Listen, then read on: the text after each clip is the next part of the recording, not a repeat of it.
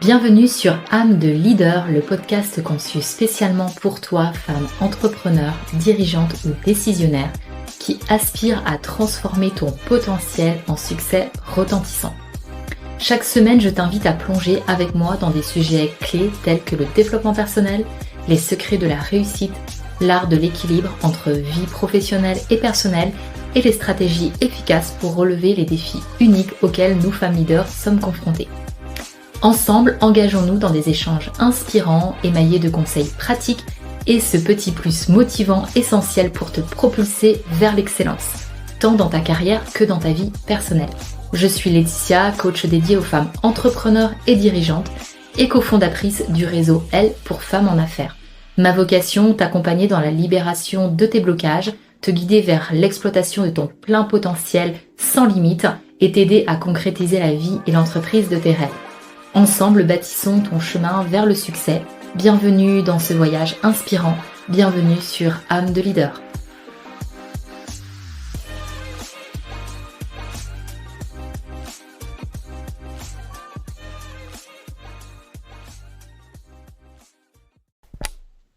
Hello! Bon, j'espère que tu vas bien, j'espère que vous allez bien et je vous souhaite la bienvenue ainsi qu'à toi dans ce tout nouvel épisode de podcast où nous allons explorer un sujet à la fois profond et libérateur qui est « Arrête d'attendre des autres ce que tu ne te donnes pas à toi-même ». Cette phrase qui à mon sens est si puissante et si révélatrice parce qu'elle invite à une introspection sur la manière dont nous recherchons la reconnaissance, l'amour et la validation dans le regard et les actions aussi des autres, souvent au détriment de notre propre estime et amour de soi. Et l'objectif de ce podcast, c'est de t'éclairer sur ma vision, en tout cas, bien évidemment que j'ai envie de te partager, mais aussi de te défaire de ces chaînes d'attente pour redécouvrir la puissance finalement de l'auto-reconnaissance et de l'auto-appréciation de soi-même. Et c'est vrai que pour beaucoup d'entre nous, la reconnaissance externe fonctionne comme un miroir de notre valeur personnelle. Nous attendons de nos clients, clientes, de nos amis, de notre famille, du monde, qu'ils nous reconnaissent, qu'ils nous aiment, qu'ils valident ainsi notre existence et notre importance. Mais cependant, cette quête peut se transformer, à mon sens, en un puits sans fond, car aucune quantité de reconnaissance externe ne peut véritablement satisfaire le désir d'être reconnu et aimé pour qui l'on est vraiment. Et donc, le cœur du problème va résider finalement souvent et réside dans le fait que nous nous accordons pas à nous-mêmes et peut-être que tu vas te reconnaître que tu ne t'accordes peut-être pas à toi-même aussi cette reconnaissance, cet amour inconditionnel que tu recherches tant du coup à travers les autres, à travers leur reconnaissance ou leur regard. Moi, si je parle un peu de ma vision un peu personnelle, même de mon histoire, finalement, alors de qui, de quoi ça vient, on n'est pas là pour accuser papa, maman ou je ne sais qui. Mais finalement, c'est vrai que dans ma construction, j'ai beaucoup développé le sentiment d'être aimée, d'être reconnue pour ce que je fais et non pas pour qui je suis.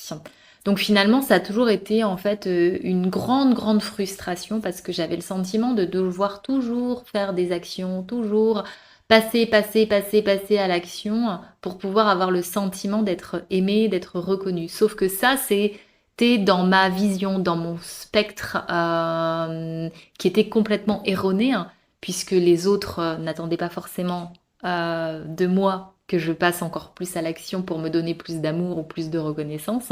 Donc finalement, c'était ce fameux puits sans fond de frustration, même de fatigue, parce que il y avait toujours une carence en fait au bout du compte. Et dès lors que j'ai commencé à me reconnaître, moi, Laetitia, pleinement pour qui j'étais et pour qui je suis, parce que c'est comme si je n'existais, je parlais de moi au passé, pour qui je suis, Beh, finalement, ça a changé énormément de choses puisque là, je suis, dans ma quintessence même et pure et donc finalement, ça n'a pas du tout la même vibration quand on s'aime pleinement pour ce que l'on est. Du coup, on a un poids qui s'enlève, aussi puisqu'il y a plus d'attente forcément, du regard, des autres, du regard extérieur, du monde extérieur puisque je reconnais pleinement ma capacité, mes dons, mon expertise, mes potentiels, mes pardons, mes parts de lumière. Et comme je sais qui je suis aujourd'hui, et même si je sais que je vais encore apprendre à découvrir qui je suis, parce que pour moi c'est un cheminement, et ce cheminement dure toute la vie. Aujourd'hui, je ne suis plus. C'est souvent une question qu'on me dit, mais tu as l'air d'être quand même assez détaché du regard des autres. Comment tu fais pour ne plus finalement être en attente de ce que les autres vont penser de toi? Ma réponse souvent, c'est que j'ai rien à prouver, en fait, j'ai rien à défendre, mais j'ai juste à être aujourd'hui, comme toi, comme moi, comme beaucoup de gens. On est dans ce monde, et aujourd'hui, il faut que je sois et être qui je suis. Et effectivement, c'est pas une question de prouver quelque chose à qui que ce soit, mais c'est de vibrer, en tout cas, et de vivre pleinement aussi pour ce que je suis. Et du coup, ça m'a enlevé vraiment un poids assez conséquent finalement. Je dis pas qu'il se manifeste plus et ça se manifeste pas selon certaines situations, hein, des fois d'être, parce que finalement j'ai gardé quand même dans le positif, dans le bénéfice positif, j'ai gardé ce passage à l'action.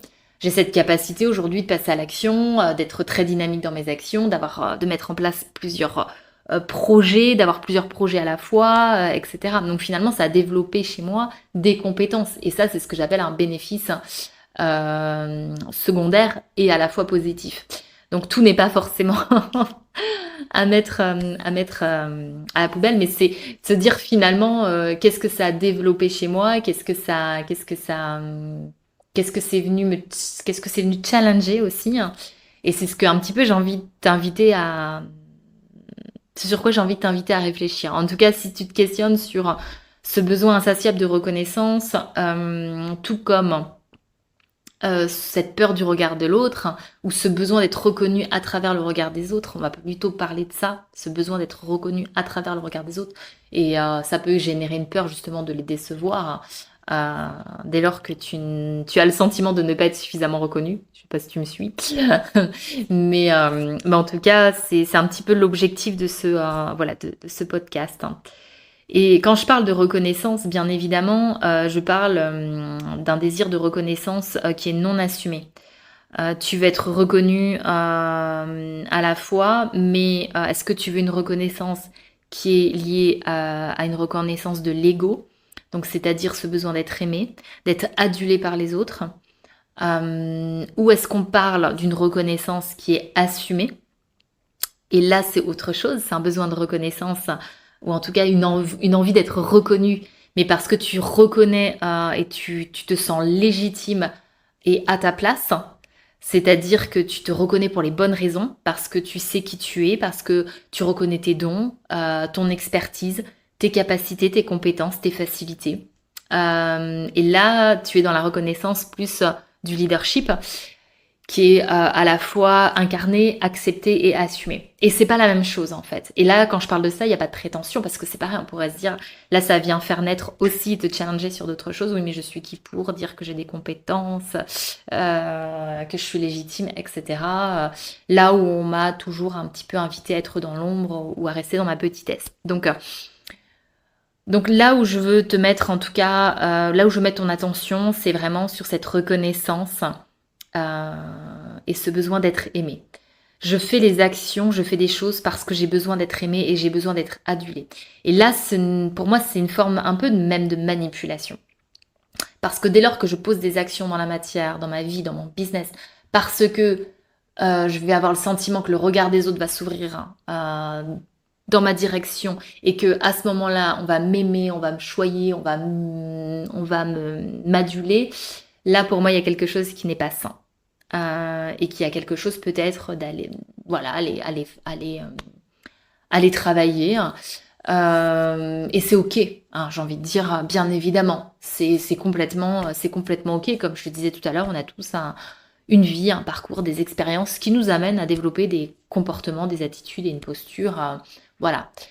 Maintenant, est-ce que ça me met dans une position parfois de souffrance, de dualité, de frustration, de manque? C'est là un petit peu que je peux t'inviter à aller explorer pour pouvoir voilà, reprendre ta place et cette juste place hein, à travers la reconnaissance. Et j'ai envie de te dire, si tu ne te reconnais pas toi-même, personne ne va te reconnaître parce qu'on peut avoir le sentiment que il va se passer des choses incroyables dès lors que je manque de reconnaissance. Et pas du tout, en fait. J'ai envie de te dire, si toi, tu prends pas le temps de te reconnaître, mais puissamment, mais tu vas toujours être en décalage et en frustration, en fait, entre ton désir et ce que le monde va te donner.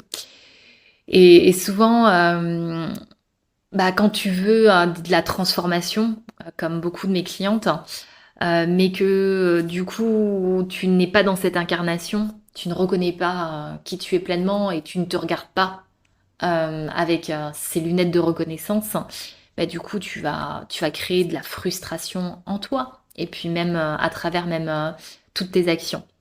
Et donc, te reconnaître, ça va commencer par toi. Et si tu n'es pas capable de te nommer toi-même à la hauteur de ta valeur, de ce que tu es capable d'être, de faire et d'avoir, ne compte pas vraiment du coup sur les autres pour le faire à ta place. C'est vraiment à toi, j'ai envie de dire, uniquement à toi de commencer à te connaître, à te reconnaître et à l'incarner. Ton succès se développe dès lors que tu n'es plus enchaîné, que tu n'es pas enchaîné à travers cette fameuse attente de reconnaissance qui est, je dis bien, euh, qui est vraiment en rapport avec le côté égo. Mais dès lors que vraiment tu te sens libre de toutes ces chaînes, et là c'est ok, vraiment. Donc c'est vraiment ce que je voulais te partager comme message. Je l'ai pas forcément peut-être préparé, mais je voulais que ça soit quelque chose de spontané. C'est important pour moi. Donc, et c'est vrai que ça va t'inviter en tout cas à prendre ta place aussi, parce que si tu attends qu'on te donne une place, bah, tu vas attendre. Et j'ai envie que tu te saisisses en tout cas de ta place. Oser en tout cas prendre cette place. Voici ce nouveau pour moi mot d'ordre pour les femmes d'aujourd'hui. Euh, et c'est oser dire non, c'est oser te montrer tel que tu es. C'est vraiment oser briller à la hauteur de ce que tu es. C'est oser prendre du plaisir, réussir. Euh, Parce qu'il y a pas de danger, il y a pas de danger comme tu l'imagines. Et parmi les nombreuses femmes que j'accompagne, nombreuses sont celles qui se reprochent souvent de ne pas oser s'exprimer, prendre du plaisir, oser se reconnaître à la hauteur de ce qu'elles sont, de leurs ambitions. C'est comme si finalement il y a une part de soi qui a envie d'aller, de se lâcher, de vibrer, de s'amuser. Et puis il y a une autre qui dit mais qu'est-ce que t'attends? Mais pour qui tu te prends? Tout va bien, t'es très bien comme ça. Hop hop hop, gros warning. Et donc si tu n'oses pas explorer cette part de toi à travers ton propre spectre et ton propre regard finalement, bah, tu restes collé un petit peu au rail et à ce qu'on attend de toi finalement. Et le on, c'est bah, ta famille, la société, ça peut être ton conjoint, tes enfants, peut-être même des fois aussi les clients. Hein. Les clients, des fois, ont des attentes hein, aussi vis-à-vis de toi. Et donc finalement, bah, tu te dis, mince, si je me lâche à la hauteur de ce que je suis profondément, peut-être que finalement je vais perdre des clients, ils vont peut-être plus vraiment me suivre comme ils me suivaient jusqu'à présent, etc. Et ça peut déranger. Et donc, bah, nous sommes finalement les premières à nous censurer par peur d'être jugées, et cette censure est tellement forte qu'elle nous empêche finalement de vivre la vie, les ambitions et les aspirations qu'on a vraiment envie. Hein. Et oser rompre avec oser rompre. Oser, pardon, j'étais partie sur une phrase dans ma tête. Oser, c'est vraiment rompre avec le présent, c'est rompre avec toute notre éducation, avec des schémas qui sont bien établis, qui étaient là pour donner un cadre, une sécurité, un conditionnement, c'est ok, hein, merci, merci à eux, mais aujourd'hui peut-être que tu n'en as plus besoin. Et oser, c'est vraiment aussi te faire confiance et aller voir ce qui se passe au-delà du cadre, au-delà de la reconnaissance du coup non assumée, au-delà du regard des autres. Et il ne faut pas oublier aussi que aujourd'hui il y a une grande différence effectivement entre l'entrepreneuriat quand même féminin et l'entrepreneuriat masculin. Non pas que, comme je dis, moi j'ai absolument rien de féministe dans ma démarche. Pour moi, c'est tout est ok, mais c'est vrai qu'on sent bien quand même que souvent, nous en tant que femmes, on a beaucoup plus de mal, voilà, à se faire confiance, à oser. On se pose beaucoup de questions, on se pose 10 000 questions. Maintenant, voilà, c'est voir est-ce que tout ce que je te dis, ça fait sens pour toi et est-ce que tu as envie d'aller voir au-delà.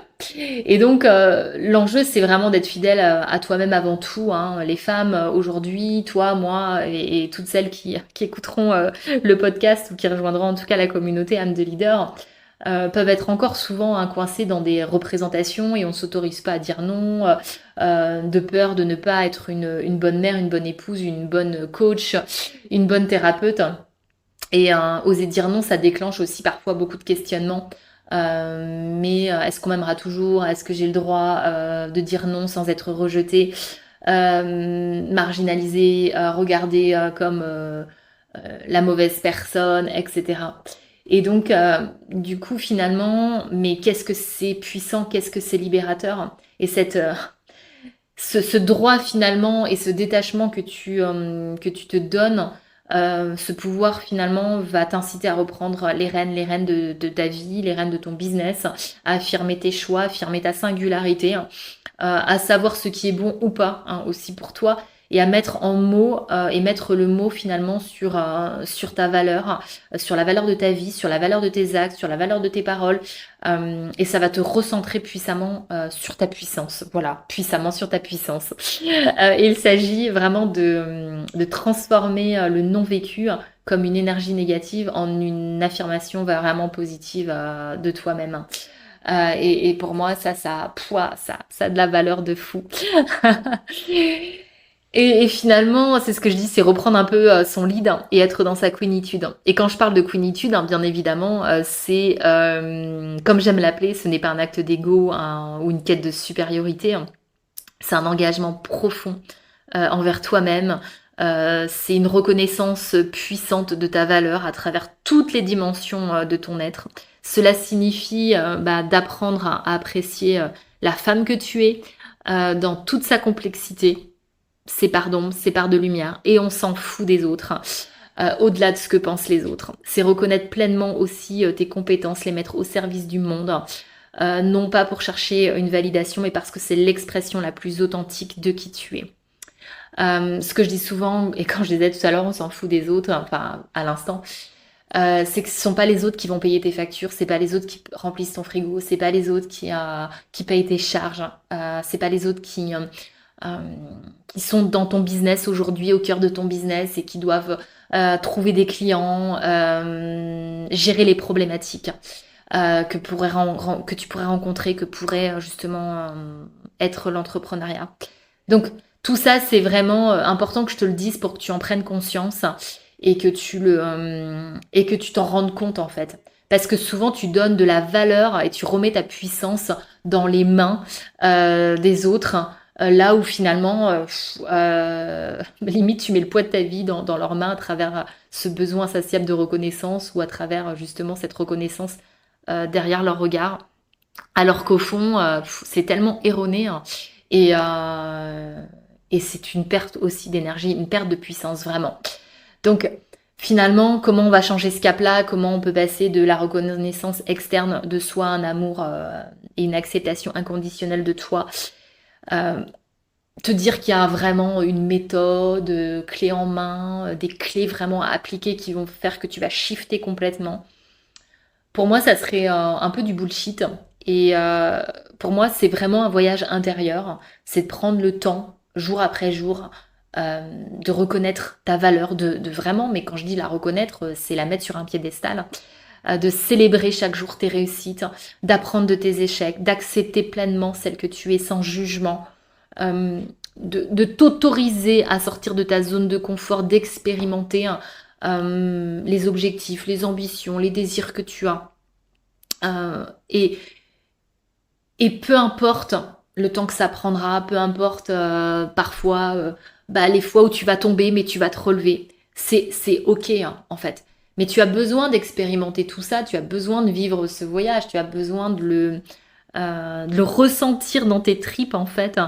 Et pour ne pas en fait à un moment donné te dire mince, je l'ai pas fait parce que j'attendais que on me reconnaisse à travers cette action ou parce que le regard des autres n'était pas bien calé à ce moment-là, donc du coup je me suis pas autorisée. Et finalement, waouh, mais quelle frustration en fait. Et pour moi, c'est comme si tu passes un peu à côté de toi, à côté de ce que tu dois vivre en fait. Et même si parfois tu te casses un peu la figure, comme je dis, on est tombé plusieurs fois avant de savoir marcher, et c'est ok en fait. Mais on oublie parce que maintenant c'est devenu quelque chose d'automatique. Donc vas-y, fais-toi plaisir, kiffe, mets du fun dans qui tu es, dans ce que tu fais, dans ce que tu désires avoir. Et dans cet appel vraiment à la reconnaissance de toi, celle qu'on explore aujourd'hui à travers ce podcast, souviens-toi que c'est le premier pas d'amour. La reconnaissance et l'appréciation ne viennent pas de l'extérieur, mais de toi-même. C'est vraiment en t'honorant, en reconnaissant ta valeur de façon intrinsèque que tu vas reprendre le pouvoir sur ta vie, sur ta souveraineté. Et c'est dans ce lieu de puissance intérieure que tu vas commencer à créer des alignements véritables avec tes désirs, tes ambitions, ton essence profonde. Comme je te disais tout à l'heure au tout début, ton succès se développe dès lors que tu n'es pas enchaîné. Tu n'es pas enchaîné à qui que ce soit ou à quoi que ce soit. Dès que tu es libre de tes chaînes.